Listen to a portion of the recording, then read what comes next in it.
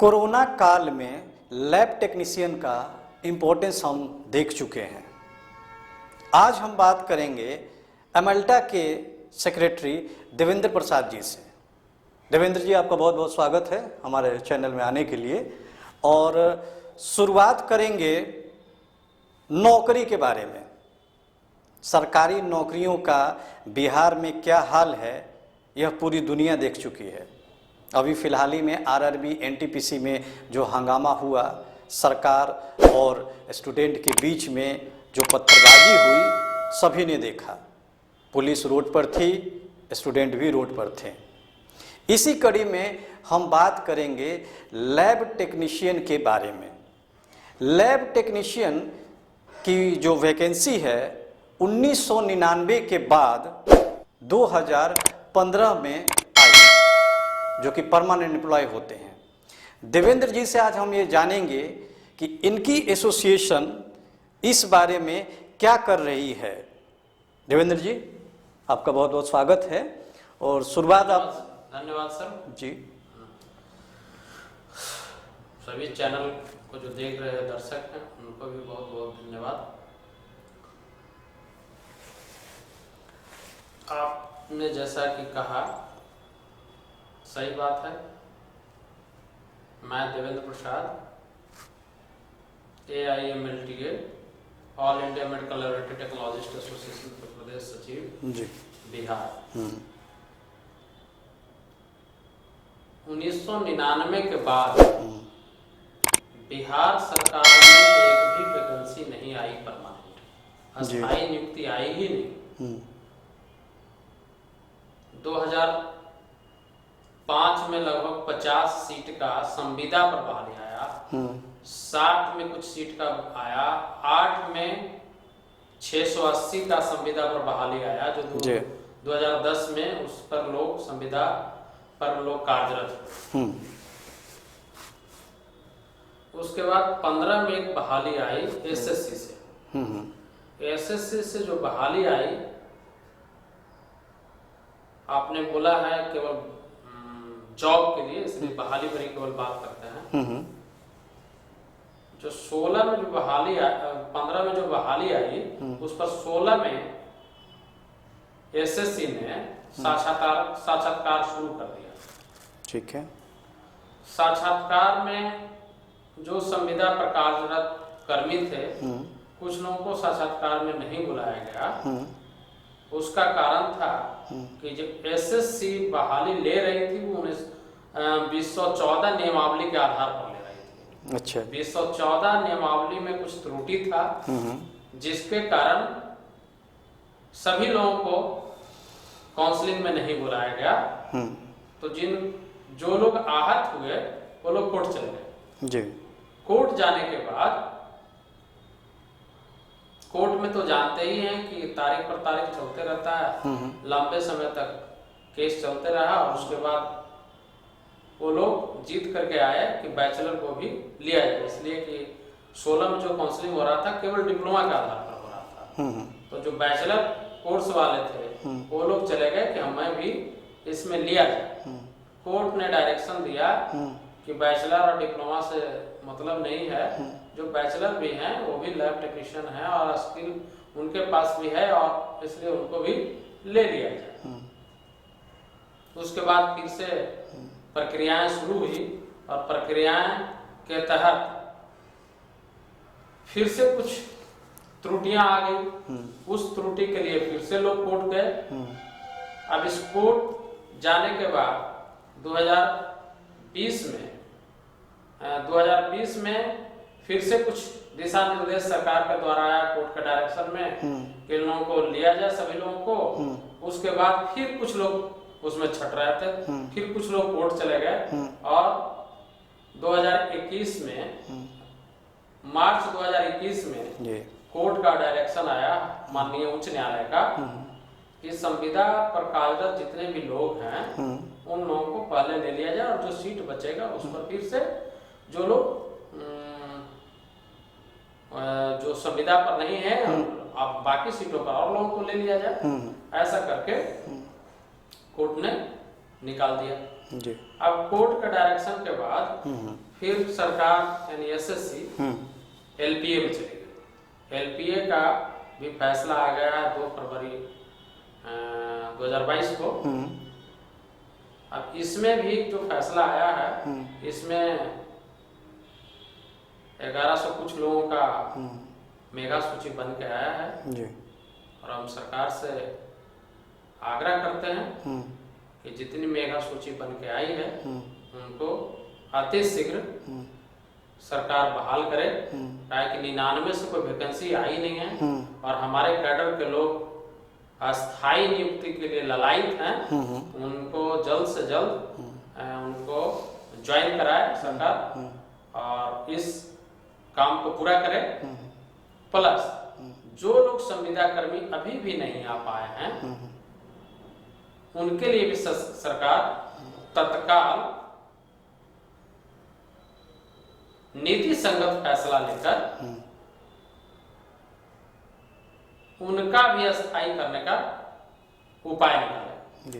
देवेंद्र जी, सवाल यह उठता है, संविदा कर्मी की जब बहाली हुई तो डिग्री उनके पास, किसी के पास डिस्टेंस भी हो सकती है, कोई रेगुलर भी हो सकता है, कोई बिहार से या दिल्ली से बाहर का भी हो सकता है कि कुछ लोग बिहार की भी हों। तो क्या टेक्निकली ऐसा कुछ प्रॉब्लम हो कि डिग्रियां अगर बिहार की हो तो तभी बहाली होगी? ऐसी कुछ टेक्नोलॉजीज भी है इसमें? देखिए ऐसा जो देखिए सरकार का हमेशा जो है ना त्रुटि तुष्टिकरण की जो नीति रही है कि हमेशा त्रुटि का कुछ काम करना। तो 14 में जो नियमावली बनी उस नियमावली में था कि बिहार सरकार से जो लोग कोर्स किए हैं उनको लेना। जब बिहार सरकार से लोग जो कोर्स किए हैं, जो लैब टेक्नीशियन कोर्स किए हैं उन्हीं को लेना है,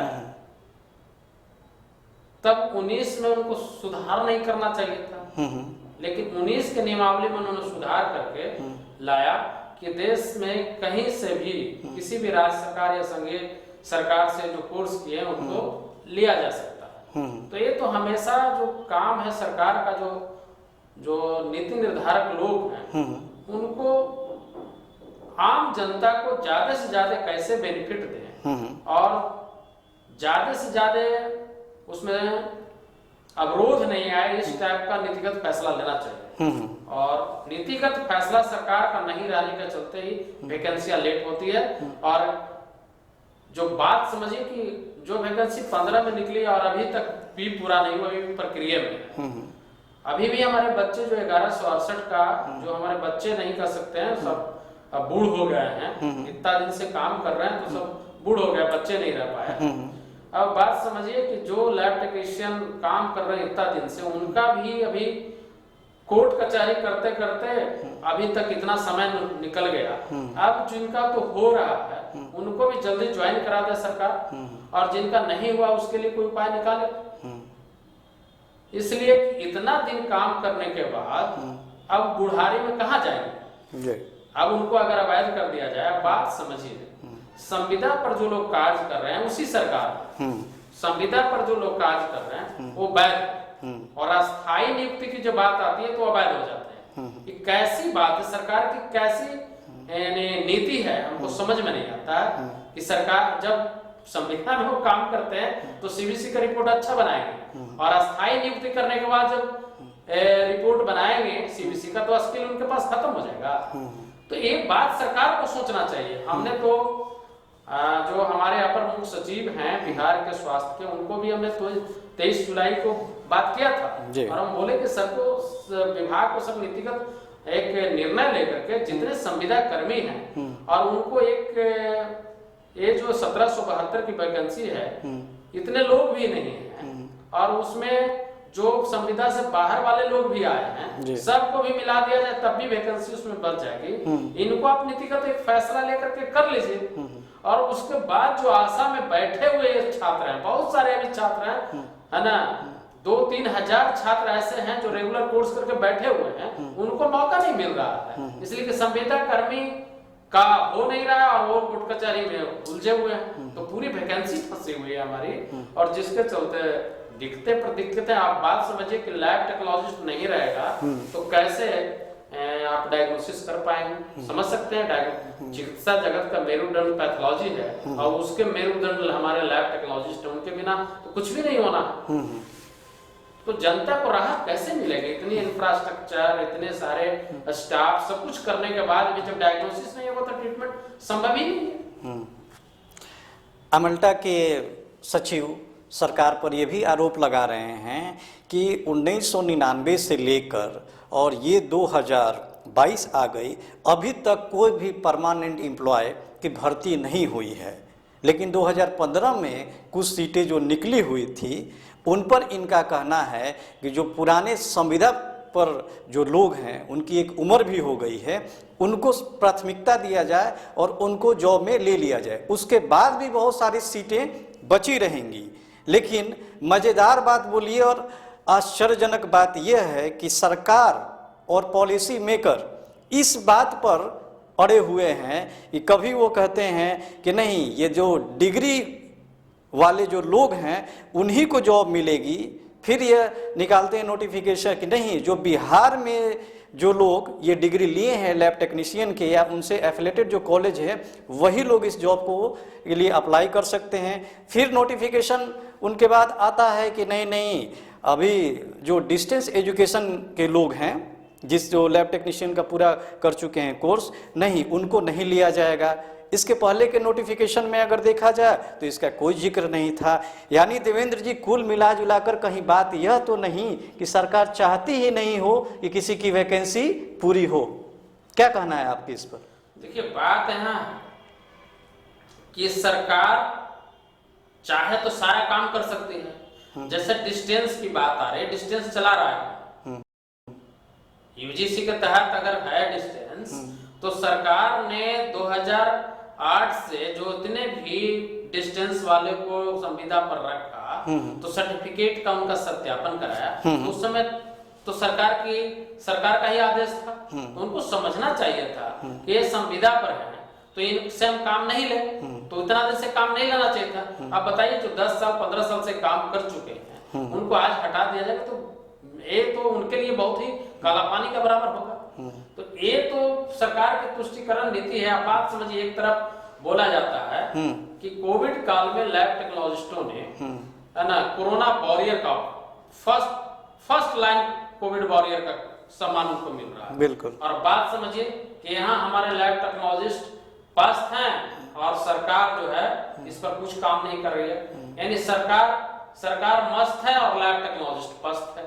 ऐसा बात समझ सकते हैं कि कितना यानी दुखद बात है। ऐसा नहीं है, हमारे लोग जो हमारे लैब टेक्नोलॉजिस्ट जिनका हो भी गया है वो भी दर्द में है कि उन्हीं के साथ काम कर रहे साथी जितने उनकी नहीं हो रही है ना, उनके साथ जो पार्टनर है उनका नहीं हो रहा। तो हम तो करना चाहेंगे, शुभकामना है उनके लिए भी जिनकी जॉब हो रही है। कल परसों में मान लिया उनकी निकल जाती है और जॉब होती है तो उनको भी आगे आकर के अपने दोस्तों के लिए आगे बढ़ना चाहिए और उनके भी परमानेंट स्थायी नियुक्ति के लिए सरकार पर दबाव बनाना चाहिए।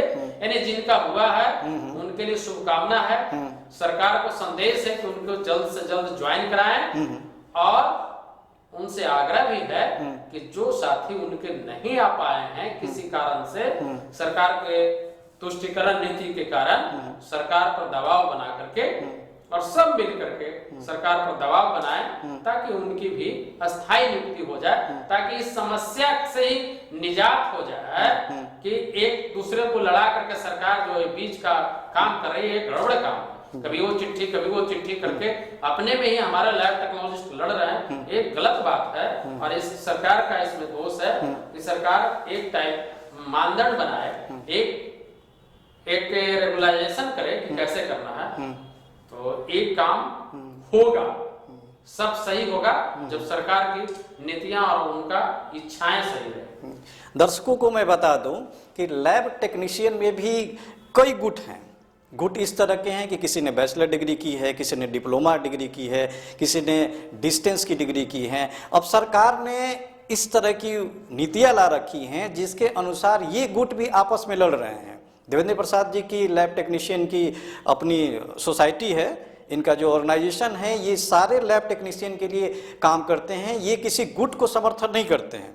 और इनका सीधा सा सवाल सरकार से यही है कि, और मांग भी इसको कहिए, कि जल्दी से जल्दी जितनी वैकेंसियां हैं उसको पूरी की जाए, वैकेंसियां कम पड़े तो उसको बढ़ाई भी जाए। और संविदा कर्मियों पर इनका खासा ध्यान है कि इतने साल से वो जॉब कर रहे हैं, तो कम से कम सबसे पहले प्राथमिकता उन्हीं को दिया जाए। देवेंद्र जी, एक सवाल और लेते हैं कि लैब टेक्नीशियन के जो कोर्स होते हैं, क्या यह सच है कि ज़्यादा से ज़्यादा जो डिग्रियां हैं वो डिस्टेंस एजुकेशन की ही हैं? नहीं, ऐसे बात नहीं है। 2005 तक डिस्टेंस था, 2005 के बाद डिस्टेंस नहीं है। अब तो ज्यादा से ज्यादा रेगुलर ही कोर्स है, ठीक है। लेकिन जितने 2005 तक कोर्स थे उनसे भी हमको लेना देना नहीं है। जितने लोग उनके संविदा पर सरकार के ही में काम कर रहे हैं, सरकार का ही काम कर रहे हैं, सरकारी अस्पताल में ही काम कर रहे हैं, उनके लिए हमको कहना है। अच्छा, जो संविदा में जो लोग हैं उनके लिए। और जब तक संविदा वाले लोगों का पूर्ण समायोजन नहीं होगा, जब तक ये लोग कोर्ट कचहरी में लगे रहेंगे, इसलिए कि उनका उम्र खत्म हो रहा है तो कोर्ट कचहरी करना छोड़ेंगे नहीं। जब तक ये कोर्ट कचहरी में उलझे रहेंगे तो हमारे नए लैब टेक्नोलॉजिस्ट डिप्लोमा बैचलर करके हजारों में बैठे हैं, उनकी नई नियुक्तियां नहीं आएगी। बात समझ रहे हैं? हमारी दर्द कहाँ है? हमारे तो सारे, हम तो सबके लिए हैं, तो हमारी दर्द कहाँ है कि उनकी अस्थायी नियुक्ति नहीं होने के कारण ये कोर्ट, बात समझ रहे हैं, 15 की वैकेंसी 22 तक अभी तक कंप्लीट नहीं हुआ। अब 22 तक कंप्लीट नहीं हुआ तो कब तक कंप्लीट होगा या नहीं होगा, तो बहुत मुश्किल बात है। अब इस आशा में जो नए वैकेंसी आएगी तो फिर ये लोग ही इनरोल होंगे और फिर कोर्ट कचहरी हो जाएगा। तो इसके चलते हमारे जो नए लोग स्किल जो बैठे हुए हैं ट्रेनिंग करके डिप्लोमा और बैचलर, उनके लिए जॉब नहीं आ रही है। ये सबसे ज्यादा चिंताजनक बात है और सरकार को इस पर सोचना चाहिए कि संविदा कर्मी के उलझन के चलते, और उलझन भी सरकार लगाई है, कोई लैब टेक्नीशियन नहीं लगाया, कोई गुट नहीं लगाया। गुट तो आज बन गई ना, सरकार के तुष्टिकरण नीति के चलते कोई गुट बन गई, नहीं तो कोई गुट नहीं था। गुट तो सरकार ने बना दिया, कभी उधर चिट्ठी निकाल के, कभी उधर चिट्ठी निकाल के, कभी उसके पक्ष में, कभी उसके पक्ष में। बाकी सारे लोग हमारे हैं और सारे लोग एक साथ पार्टी बनाते हैं, बैठते हैं, उठते हैं, सब लोग, सबके दुख दर्द में सब लोग साथ रहते हैं। लेकिन चिट्ठियां डिफरेंट निकालने के चलते और डिफरेंट नियमावली के चलते सब लोगों को इधर उधर तुष्टिकरण की नीति सरकार करे। इसलिए सरकार से आगाह भी कर रहे हैं कि ऐसा काम नहीं करें, है ना, कि किसी के जिंदगी के साथ खिलवाड़ किया जाए। और ये जिंदगी के साथ खिलवाड़ करना है तो हम सरकार के आला अधिकारियों से, माननीय मंत्री से, सब लोगों को आगाह करते हैं कि इस पर जल्द से जल्द ध्यान देते हुए जिनकी एसएससी से रिजल्ट हो गई है उनको 1 से 2 दिन में पोस्टिंग करें। और जो लोग बच गए हैं, जो लोग लड़ाई लड़ रहे हैं संविदा वाले, उनके लिए भी नीतिगत फैसला लेते हुए उनको भी जल्द से जल्द पोस्टिंग कराया जाए। और जो बच्चे जो हमारे लैब टेक्नोलॉजिस्ट बैठे हुए हैं नौकरी के आशा में, उनके लिए पुनः अस्थायी नियुक्ति के लिए प्रावधान निकालना चाहिए और वैकेंसी नहीं आनी चाहिए ताकि वो लोग भी अस्थायी कर्मचारी बन सके। जितेंद्र प्रसाद, एक और बात क्लियर कीजिए यहाँ पर, 2007, 8 हो या 10 हो, संविदा कर्मियों की नियुक्ति हुई, आपने सरकार ने उनके सर्टिफिकेट का वेरिफिकेशन भी कराया, तो एक और अभी नया नोटिफिकेशन का हवाला सरकार ने दिया है या एसएससी ने दिया है। वो नोटिफिकेशन थी सरकार की तरफ से कि जो डिस्टेंस कोर्स करने वाले लोग हैं वो अवैध हैं। तो संविदा कर्मी जो आपके इतने दिनों से काम कर रहे हैं, अगर उन्होंने कोई डिस्टेंस से कोर्स किया हो और नौकरी कर रहे हैं तो फिर उनके साथ सरकार क्या करेगी? वो तो बात है, अभी तो मैंने बोला कि संविदा पर काम करे तो वैध और अस्थायी नियुक्ति मांगे तो अवैध। ये तो क्या समझ सकते हैं, कितनी यानी वैधानिक लगता है? थोड़ा सा भी वैधानिक है? ये अवैधानिक बात है, ये अवैधानिक बात है कि संविदा पर जो काम कर रहा है लैब टेक्नीशियन, शुगर का रिजल्ट अगर 100 दे रहा है तो क्या अस्थायी करने के बाद वो 100 नहीं 80 देगा या 150 देगा क्या? जी, देवेंद्र प्रसाद जी, ये सबका सारा का सारा कारण है काउंसिल का नहीं होना। लैब टेक्नोलॉजिस्टों का जो काउंसिल का अभाव है, लैब टेक्नोलॉजिस्टों का आज तक सरकार ने काउंसिल नहीं बनाया, जबकि मंत्री ने भी इस पर बोला कि जल्द ही काउंसिल बनेगा। आज नहीं, 2018 में हाईकोर्ट ने भी दिशा निर्देश दे दिया है कि जल्द ही काउंसिल बनाया जाए 3 महीने के अंदर, ये 19 में ही बोल दिया है। ठीक है, और हमारे एसोसिएशन और सरकार के बीच एक वार्ता भी हो गई है, उसमें भी उन्होंने बोला कि जल्द काउंसिल देंगे। कौन था वार्ता में? वार्ता में अपर विशेष सचिव स्वास्थ्य विभाग के थे उस समय, जो विशेष सचिव थे वो थे। 18 में की बात समझ सकते, इतनी भी बात समझ, कितना उदासीन सरकार है कि अपने स्वास्थ्य मंत्री घोषणा करते हैं, उनके प्रधान सचिव के आदेश से विशेष सचिव वार्ता करते हैं, हाईकोर्ट का डायरेक्शन आता है, उसके बाद भी काउंसिल नहीं बनता है। बात समझिए कैसी बात है विभाग में हो रही है, कितना अहम बात, और अगर काउंसिल होता तो ये सारी बात खत्म हो जाती। जी, दर्शकों के लिए मैं बता दूं कि एक लैब टेक्नीशियन जिसके पास एक डिग्री होती है, जिस पर वो मार्केट में या लैब में या सरकारी कोई पद पर 10 सालों से काम कर रहा है, 10 सालों से उसने बहुत सारी रिपोर्ट भी बनाई होगी, लेकिन अब सरकार का यह कहना है कि वो 10 साल से आपने जो काम किया है उसकी नियुक्ति सरकारी महकमे में नहीं हो सकती। उसका कारण यह है कि आपने जो कोर्स किया है वो डिस्टेंस किया था। यानी कि सरकार यह भी बताए कि क्या 10 सालों में जो रिपोर्ट लैब टेक्नीशियन ने बनाई है, क्या वो रिपोर्ट गलत थी, या अगर वो रिपोर्ट गलत अगर थी और अभी उन लोगों को सरकारी महकमे में ले लिया जाए तो वो गलत रिपोर्ट बना देंगे। या तो वो गलत रिपोर्ट बनाएंगे या तो वो रिपोर्ट जो पुरानी थी देवेंद्र जी वो गलत है। सरकार को ये बताना चाहिए। सरकार ने बताएगी भाई कि कैसा क्यों हो रहा है। जी, आपकी ऑर्गेनाइजेशन इस पर क्या कर रही है अभी तक? हम लोग सरकार को जी, हमने मार्च में आए 2021 के मार्च में हाईकोर्ट का एक जजमेंट आया था जी कि जितने भी संविदा पर कार्य कर रहे हैं उनको ले लिया जाए। तो हमने माननीय मंत्री को भी, स्वास्थ्य और प्रधान सचिव को भी, अपर मुख्य सचिव स्वास्थ्य विभाग से भी मिलकर अपना पक्ष रखा था कि सभी संविदा कर्मियों को आप जो वैकेंसी आ रही है उस जो 1772 की वैकेंसी, इसमें आप ले लें, इसका निराकरण हो जाएगा ताकि आने वाले बच्चे का भी भविष्य उज्जवल हो जाएगा और आने वाले भी लोग इसमें करेंगे। हम लोग चिट्ठियां दे रहे हैं सरकार को, कर रहे हैं आगे।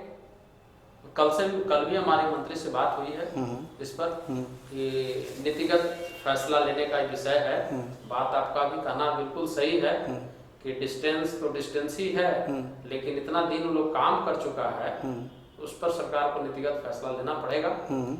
अब क्या करते हैं सरकार, कहना मुश्किल बात। हम तो बता रहे हैं कि 18 में माननीय मंत्री 15 अप्रैल को बोले हैं एनएमसीएच में कि आपका शीघ्र काउंसिल बन गया, आज तक नहीं बन पाया, है ना। तो क्या लोग बोलते हैं, क्या करते हैं, बड़ा मुश्किल बात है। जी, ये कोई ज़्यादा वैकेंसी नहीं है। आरआरबी एनटीपीसी का तो बहुत सारी वैकेंसियाँ थी, तो इतना हंगामा हुआ, उसमें बहुत सारे धरना प्रदर्शन हुए, बच्चों ने या स्टूडेंटों ने ट्रेन तक जला डाली गुस्से में। लेकिन लैब टेक्नीशियन की जो वैकेंसी है ये तो अमूमन 1800 के करीब है, अस्थायी नियुक्तियां हैं।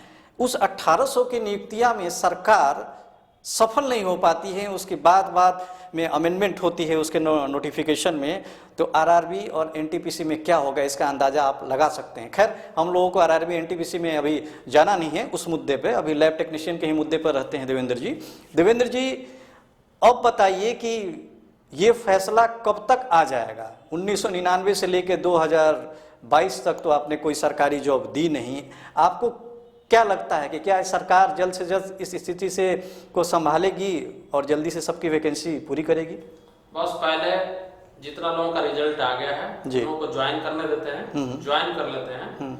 उसके बाद सरकार से एक बार वार्ता करने का प्रयास करेंगे कि उनके लिए उनके पास क्या दिशा निर्देश है और क्या चाहते हैं, क्या करना चाहते हैं। जो लोग बच गए हैं संविदा कर्मी, उसके बाद हम लोग मिल बैठ करके कोई पहल करने का प्रयास करेंगे या संगठन इस पर कुछ कड़ी निर्णय लेने के लिए बाध्य होगी। जी, देवेंद्र प्रसाद जी ने साफ लहजे में कह दिया है कि हमारे लैब टेक्नीशियन की जो भी वैकेंसियां है उसको जल्दी से जल्दी पूरी की जाए, नहीं तो ये अपनी ऑर्गेनाइजेशन के तरफ से कड़ी प्रतिक्रिया सरकार को देंगे। और लैब टेक्नीशियन जितने भी हैं, चाहे उनकी जितनी भी गुटें हैं, देवेंद्र प्रसाद जी की जो सोसाइटी है एमेल्टा, उसके तरफ से सबको सलाह है कि सब एकजुट रहें। जिनकी नौकरियां हो चुकी हैं बहुत अच्छी बात है, जिनकी बाकी रह गई है उसके लिए भी वो लोग दुआ करें और सरकार से थोड़ी डिमांड भी अपनी रखें कि इनकी भी पूरी की जाए। देवेंद्र जी, हमारे चैनल में आने के लिए और अपना रुख रखने के लिए आपका बहुत बहुत धन्यवाद। Thank you very much. आपको भी धन्यवाद सर, दर्शक को भी